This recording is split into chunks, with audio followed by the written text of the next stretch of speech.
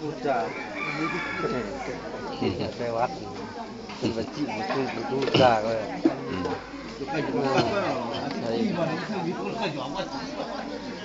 เป็นคำต่างเนี่ยเด่นเนาะมือใช้วัดเนาะคือบัญชีพูดจานะครับแต่เรื่องคำต่างก็คือใช้ข้าวเช้านี่หล่อดีกิน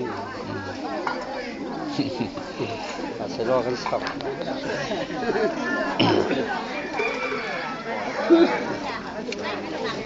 ที่ไทยคืออันถ้าไ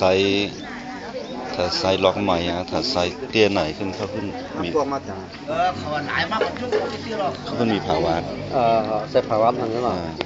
นี่มึงโต๊ะกันนี่จะ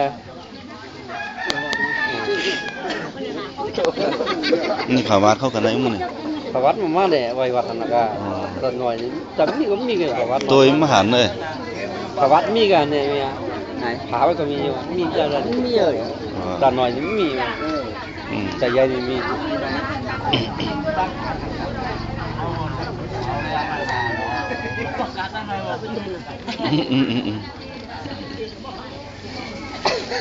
จะไปไม่ถ่ายด้วย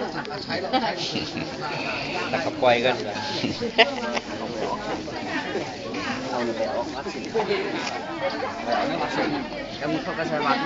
มันมีคุณมาหลายกันเนาะ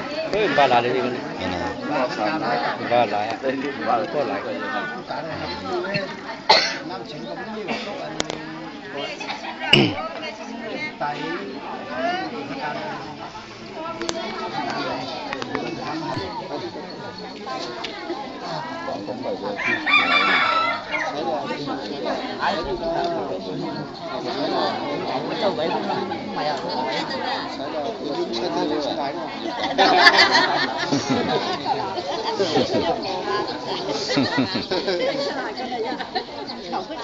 เอาเงินน้ำใส่ตัวเนี่ย